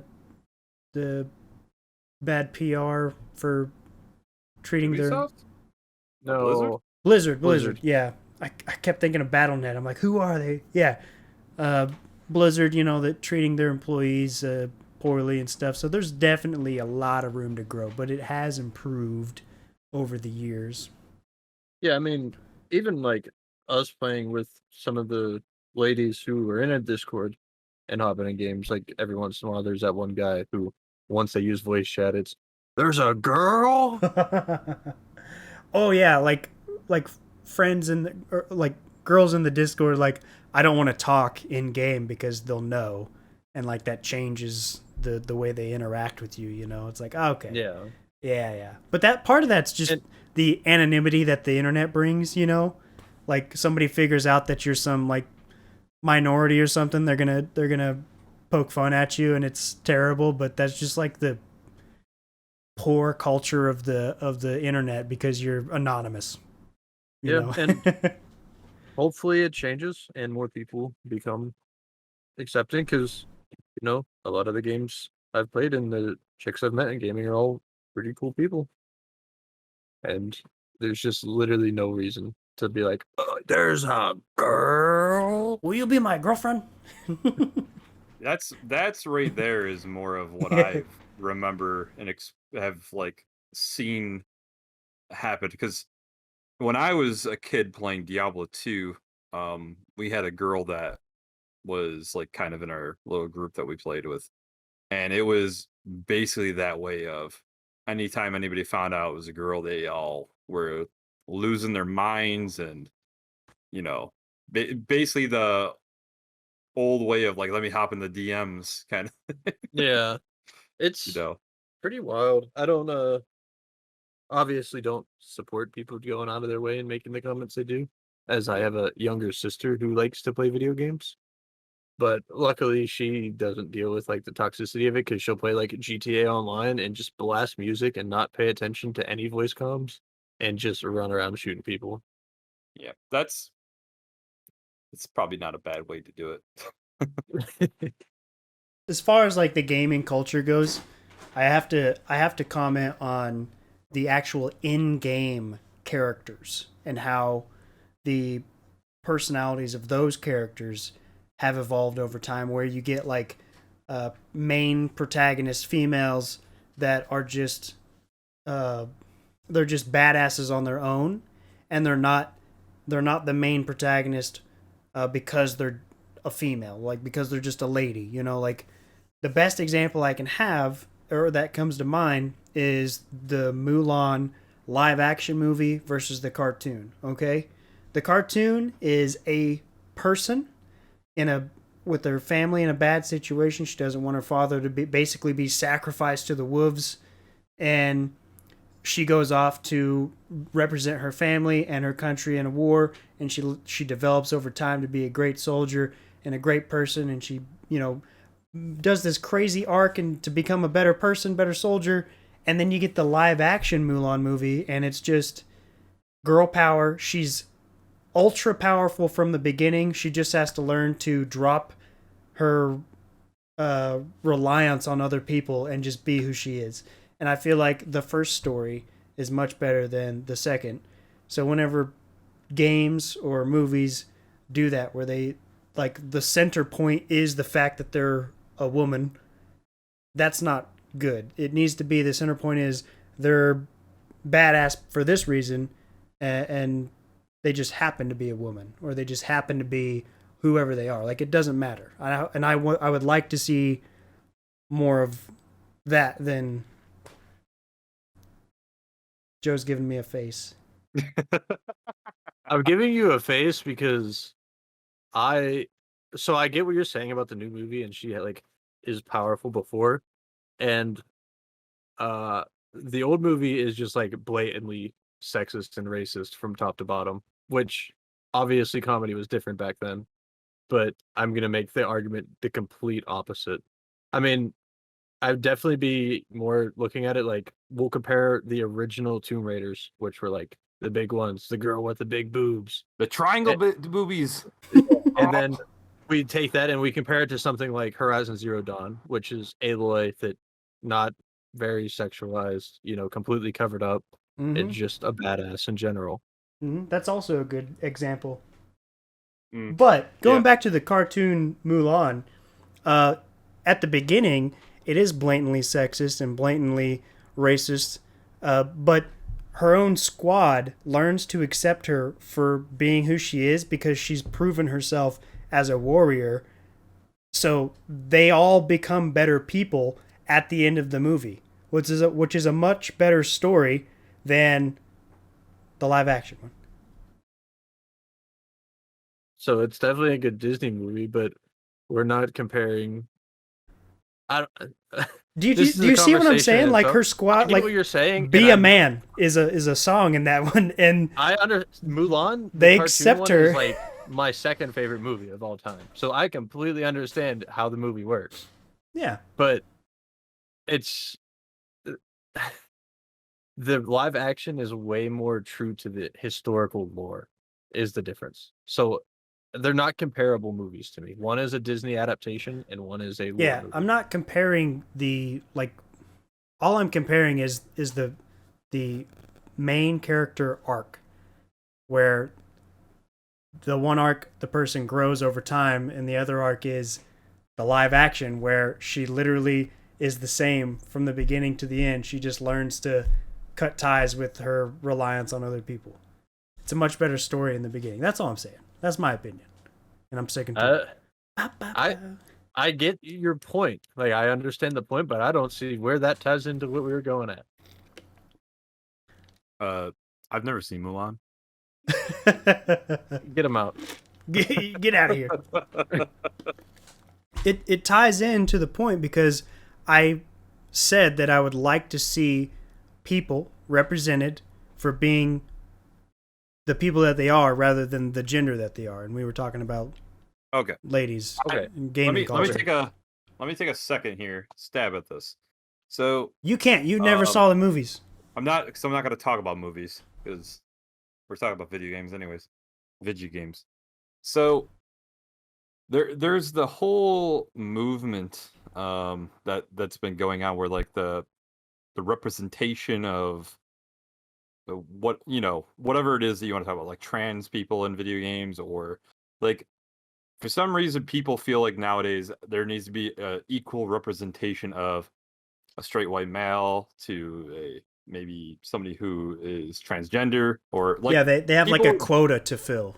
yeah, like everybody was blowing up about The Last of Us Part 2 because they were like, oh, they only made her trans. I can't even remember what her name is right now. And I beat the game. What is her name? The girl with the big muscles. Ellie and Oh my gosh. Yeah, so you know what I'm that talking one. about. Yeah. Yeah, you know what I'm talking about, the girl with the big muscles. So they're making a big deal about her being trans because, or saying like, oh, they made her trans, which she's not even trans. But before the game came out, they were like, Neil Druckmann had a quota. He had to have trans. Like he was making a point, this, that stuff. But it's like, for some reason people feel that way. But to me, it's like, and I understand that I am a white man who is straight, that people look at me and be like, you don't know anything because you don't fall in the other categories. But I've never looked at a game and been like, I'm playing as Tomb Raider and I don't feel any connection because she's a woman. Yeah. I'm like, oh, I'm playing as Lara Croft. Like, I don't feel the same connection to Kratos because I'm not this jacked dude that is a god that can punch a boulder in half, or you know what I mean? Like, I don't know. Like, I play a game for like an escapism, that I enjoy the stories, I have fun with them. It's whatever it is. It's not like it matters. I understand some people it might, but I've never fallen in that category where it's been like, oh, I don't relate to Lara Croft. I can't play Tomb Raider games. Like the Tomb Raider games, the remakes are some of my favorite games of all time. They're phenomenal. I, for one, like typically stray towards if I have the option of a male or female character, I just pick a female character. It's just different. Smaller hitbox. Oh, sorry. mean, some games, yeah, but like I don't know, it just feels different to me. Like because most games were centered around dudes, and because it was catering towards more dude gamers, it just feels fresh playing as Yeah. women characters in some games. I pick women characters more often than men because I'm going to be looking at them for the next 80 or 100 or 300 hours or whatever playing this game. I would much rather look at a woman than a dude. So, yeah, I'm going to pick a woman. That's my logic. I would say for me, like there is no rhyme or reason to how I do a character creator. If I'm playing like NBA 2K, like 20 or something like that, like say I pick up a basketball game, usually I play that and I'm like, oh, I'm gonna make myself.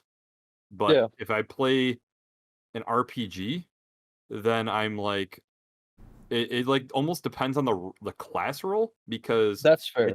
it's not even so much of like, oh, I care, like, not that a female can't be a warrior or a fight. It's just like when I think of a tanky dude, I'm thinking of this big burly guy that, is wearing the heavy armor, and it's just like the image that you have in your head. Mm-hmm. Where if I'm thinking of like some sneaky, stealthy, like bow and arrow class, I'm thinking of a female who, is quieter and lighter on her feet. And I think that's exactly why I stray more towards the female characters in most of those type of games. Yeah, and That's logical. it, That's good. I but like it. then it's not even I don't know. Sometimes I'm just like, I don't know. I'm just feeling like maybe it's like the model in the game. The females just look better. Like Yeah. they like messed up the male's face, and it's like, all right, well, I'm Oh, gonna pick. here's a good one. If they don't have a good beard, I'm like, well, there's no need to be a dude, so I'll just go Yeah. be a lady. Be a bearded lady. Be a bearded lady. Why don't we have that option in most video games? Huh? It's a checkbox, okay? Let me have the option. All right, so we've been all over the place this episode, but I really like it, so we'll just keep going. So where do you guys see gaming culture going in the future? Like, where would you like to see it go? Okay, so where do I see it and where would I like to see it are Mm-hmm. almost one and the same, but have slight differences. Where I do see it, I eventually see contact sports as a whole becoming obsolete. So like American football and all of that, I see eventually going out the window, and it becomes 11 on 11, basically Madden tournaments, with using robots to play or whatnot. So then it becomes basically a video game that somebody's playing, controlling their robot, and going down that road. Obviously, that's quite a bit down the road, but I realistically see that becoming the next big thing with issues with, CTE and concussions and all of that. I see eventually the sport will die off. It's inevitable to happen just like every other sport. You, do you Uh, think that's do you think that's something that's going to happen in our lifetime though? Depending on how fast technology goes, potentially. Hmm. Probably towards the latter half of it, obviously, but I don't think it's something that's unreasonable to like visualize in our lifetime with how fast technology has grown. I don't think that physical sports are going to go away entirely, but I think their budget and their profits are going to be reduced, which means that the player salaries are going to be reduced because you're going to have esports that become equal or larger than the NFL or than, whatever, and people like us are going to be watching the League of Legends World Championship more than we're going to be watching the NFL. For once, or for one thing, League of Legends is group stages over weeks and weeks and weeks just for Worlds, and the NFL, like, you go watch the Super Bowl, and a lot of people only watch the Super Bowl. Partially just for the commercials, but what what I'm saying, so like. I get that, but I'm gonna make the argument that the group stages of the NFL go for a month as well. Okay, fair enough. Yeah. So to a point, yes, but like League of Legends, what was it? Their last year or the year before's Worlds, I don't remember when we did the episode, but it outdid the NBA, NHL, and MLB. Like, Mm-hmm. Well, they also finals. they also have the world stage versus Yeah, just America. sure. But yeah, I think the only thing that's tough, which I know that television is kind of dying in general because people just go get the subscription to whatever service they want. If you want to watch Disney stuff, you go buy Disney, right? Like Disney Plus. And I think that is definitely the way it's going. It's just weird. I know that they had like the ESPN stuff where they were broadcasting like esports in general. They still do. I think I just think it's gonna be tough. Like I can't imagine like my stepdad or my mom or sitting down and watching. well, a game like that. Yeah, that's the thing. yeah. But when So we get older, we will watch those games, and our kids will watch those games, and like because we will all It's a relate to culture that, shift. It's no Yeah. different than your grandfather listening to baseball on the radio compared to your dad watching baseball on TV. I Yeah. gotta say, like, if ESPN started playing esports more mainstream, I would buy an account. You know, I would subscribe to that and watch it, and I would go to sports bars and watch those games with other people who are interested in that. I think that is so freaking cool. I think it is ESPN, the coolest concept, and I would love to open like a sports bar that yes, has like an esports section. I think it would be so cool. yeah, Do you think you need though it to be on? I mean, technically, you could just stream a Twitch stream, right? Like just Yeah, right. you definitely could, but the production quality of ESPN compared to Bob down the street who's streaming the live casting from his mom's basement. So there is that, Joe, but there's also the what that represents, right? If ESPN is playing Rocket League or League of Legends or Hearthstone on the main screen at Dave and Buster's or whatever, that's a reflection of where the culture shift is at, right? That means that it's made it to the big leagues, everybody's watching it, and you know the culture is where it is, like it's a reflection of that. So that's what I really want. All right, boys, gather up. Come on down here to Pittsburgh. There's plenty of bars for sale on Southside since the old World State, and we'll open an esports bar. I would love to do that. Okay, who I has think who it'd has be the me. best credit? Brad, I'm looking at you. You're married. Hey, Brett, I just heard about your interest rate on your home, so yeah.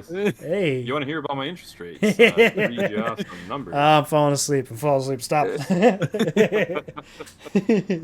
Um, I I think the thing for me that makes it tough is there's I mean, we could our view of the future could be a lot different for one another. Like, I'm thinking of future more like a little bit closer, I think, than what Joe is thinking. Like, Joe might be thinking of like maybe like 30 years down the road or something. I'm more like, all right, in 10 years, when is there going to be like I don't think football is going away in like 10, oh, 15 years or absolutely anything. not. Like I think the thing is, while yes, something like we'll use League of Legends. I think League of Legends has a place to be broadcast and, maybe on like a main, you know, screen. But I don't think that you're gonna see like a FIFA or Madden tournament get to the popularity of regular. Just Dude, okay, hear me out. Hear me out. All right, because I'm hearing you this out. has bothered me for so long. Okay, the Super Bowl, we'll use for an example. Madden games, 11 on 11, however it would work to play that type of game. Why don't they have like a tournament of this going into the Super Bowl? Like the week Saturday before, they have like the finals of the Madden Super Bowl. Like just 11 on 11 esports tournaments, or it could even be something like during halftime of the Super Bowl or during like the third quarter intermission. Just like keep us like bring it in. Yeah, Like get the kids excited. Like I'm thinking like a boomer, okay? Get the kids excited about the game, and then the next week they would go watch the Super Bowl, and they would be hooked on the real football, and you get more yeah, customers. then ESPN, listen to us. so FIFA World Cup. You have all FIFA is like one of the top selling games in the world always Yep. because it's soccer and everyone likes soccer. Have like regional tournaments for each country whenever they do the World Cup. All these different esports teams come from their country representing. We have an American FIFA team. Whoever wins the American tournament goes to the FIFA World Cup. Or if it's happening in France, they all go to France and like have a World Cup of like esport. And I think it'd be so cool. I And agree. like just piggyback off what's already there and just bring in like the modern thing. And it's literally just like Yeah. free money. If Have people don't watch. have the professionals who are in the game shoutcast, and they're like, "Oh, they're having me kick and pat. Oh, wow, I'm doing really good. I hope I perform that good tomorrow at the regular game or whatever." You know, you I could just do think it would cool be stuff. so cool to have like the full teams. Like I played like with Dusty. We did like FIFA 11 on 11 squads. You could just play online 11. and we had a full group, and it was so much fun. And like to see that at the highest level, and like at a World Cup event, like during downtime when there's not actual matches happening, just throw on like America's esports FIFA team against New Zealand. It'd be so cool. Hey, All right. I have to say that some of my favorite memories is playing FIFA with a bunch of friends. I am terrible at FIFA, but they would they had a whiteboard with the tournament bracket, and they would play against each other, and I would lose in the first game. Like I was the bye. But I loved watching it because they would get drunk and they would yell and hoot and holler, and I'm like, "What's this rule? Why did you get a flag there?" You know, like but I loved watching it, and that's Yeah, we just do like, the same thing with NHL Mhm. games here. yeah. So, all right, I feel like I have a perspective of a boomer right now. Oh boy. So I'm gonna throw something out here. I feel like it Boomer might be. alert. I'm sorry. Yeah, I feel like it's tough though from a sports perspective, as I know that Joe, played sports and whatnot too.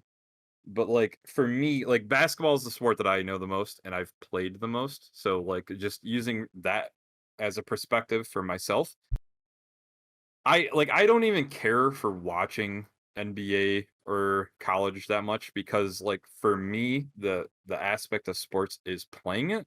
So like if I can go out and play the sport, that's like what I want to do. And then it's like, okay, if I'll like, I don't mind watching sports. I know that I'm different in that aspect because everybody loves, watching football and basketball and whatnot, right? But like, I'll watch it, but like, I feel like it's just another level down of like me watching like somebody play NBA 2K, whatever, like to me, part of it is the fact of watching the guy going off or like dunking over a dude. Like he physically went jumped over the dude's face and dunked him, dunked the ball, right? Sure. Something like that. Versus it's like watching somebody who, it's not that it doesn't take skill or whatnot. It's just like, I think that's why I don't know if anything like from Madden or NBA or FIFA is really going to do much other than maybe like hype up the sport in general. Kind of like what you were saying of like, Yeah, it hey, literally just brings in more viewers, like the people who care more about the esports aspect. So yeah. the nerds who just Mhm. don't follow basketball but love NBA 2K that are gonna watch for that. And then there's like you carry over. Then there's people who, are like my dad who doesn't even know that there is esports until like last week, Yeah. but will watch every football game every Sunday. And then like, if you randomly throw in like an esports, he's gonna look at it and be like, "What? People are getting paid to do this?" And like he's gonna watch it because it's Mhm. more Why football. aren't It's you getting funny. paid to do that, Joe? I will say though, so this is back probably 8 years ago or something. One of my ex-girlfriends at the time, so I threw on Twitch. It was a Street Fighter 4 tournament. And like she's not into gaming at all. She knew very, very basic stuff, but I threw it on because I'm like, okay, it's a fun thing to just watch in general. And she sat down and watched it with me like over the course of 3 days, just watching this like tournament unravel because it was kind of fun. You got the casters, they're getting all hyped, everybody's Yeah, yelling this and that. And like exactly. so it but like I said, I think it depends on what it is. Like, because visually, I think what it is it's stimulating. One, you got the audible part of it where it seems like the Street Fighter ones, they're just off of memory. I haven't watched in a while, but like these commentators usually get very hyped up. They're amplified. They're kind of over the top, and they get you going. And then you're watching these two people fight, kind of like MMA style, obviously, but cartoony. And it it's like the visual aspect of it that you're enjoying versus so I think it is dependent on what game is being played. Like I don't think, I like, agree, and let me tell you, yeah. Hearthstone, for example, like Joe knows for a fact. I like if you watch Hearthstone, like, and this is somebody who I'm a huge fan of it. You like I to hurt yourselves. I want to gouge my eyes out watching Hearthstone, like anything from a competitive level. Like these people look miserable. They look like I mean, it might be the last day that they're around. Like, I don't even know. It's just some of the most brutal thing to watch. So and Hearthstone is, I think, a relatively large card game. Like, it's not like it's a small thing that nobody knows, but it there's going to be something that has to happen, I feel like, for certain games to blow up. I don't think anything like and everything that's esport will. I got on a No, tangent. I don't think everything will. Like League is hard to follow if you don't play League or know Yeah. what a MOBA means. But games like I know Bravo said it before on the podcast, Rocket League. My grandma can sit down and understand. Ball goes in net, you get point. And then obviously all of the sports games. Anybody who's a sports fan understands how the sport works. And I don't think so. I agree with both of you about it's particular to the game. So if they were to play like 2K before an NFL game or something, you're never gonna pull the number that you will for a League of Legends, but you will pull more interest because it is that game. Like even the old geezers might watch an esport like match between two goofballs. You know, like if two football teams are about to play and you play them virtually, like an old man could watch that and be like, oh, that's really cool. And they could show the little 12-year-old beating up on somebody, you know, professionally. And then you tell the boomer that kid gets paid $60,000 a year to play video games. He's going to be interested. It goes both ways. And then there's obviously going to be people who absolutely hate every second of it. There's no pleasing everybody. Oh, yeah. There's definitely going to be people who riot and, this is stupid. I think it's a fine line to walk, and I think right now we're not at the point where you're going to see something like that happen. Obviously, in the future, it might, but I don't know. Well, it's a fine line like now, but we were talking about the future of gaming. Yeah. So I yes, 100% expect to see like the FIFA World Cup esport being alongside right before, right after the actual thing. Just like the Olympics, how they have the Special Olympics after. I 100% expect to see that, and I think that's a physical aspect, though. I mean, like, you're gonna see, like, let's just use an example, Olympics 2032 or some crap like that. The physical game comes out. I mean, you're gonna see some guy that's like mashing A and B together really fast to swim faster. Like, I mean, I don't expect to see it for a game like that, but I 100% expect to see it for a game like FIFA. That's why I'm saying I until like FIFA, like the soccer, the sport itself is gone, I think it's gonna be really tough. Other than like on Twitch, like I think you're gonna have like that dedicated. I'm not saying this in a esports. fact that like, oh, the FIFA Esport World Cup replaces FIFA World Cup. I'm saying it in the fact that it complements one another. Just ride off the hype of one viewership to the other and back and forth. Like, there's going to be people who care more about FIFA the game than there are FIFA the sport. There's going to be more people who care about the sport than the video game. And you just take numbers from each, and it just increases both. Yeah, fair enough. I see that. And all was perfect in the universe. We've all agreed. One last note here. I gotta mention that our retirements, as long as the world doesn't come to an end and we all lose technology, our retirements are going to be off the chain hook, okay? Dude, LAN parties at the nursing home my God. all day. The I'm only be thing I gotta say, teabagging those old geezers in Halo. Brad nonstop. Brad is going to be playing Hearthstone. I'll be the only one playing Hearthstone. But here's the thing. Here's the thing you guys don't know. I have the advantage over you because we're all gonna be like this one. We're carpal tunnel. We're gonna be like the guy from Scary Movie 2 with the strong hand, trying to pick up a controller, right? And the thing is, you guys are laughing right now, but you don't need any function. I can have a nub and I can play Hearthstone, okay? So I'm golden. You guys are done for. There's no way you're playing League because your hands are gonna be done.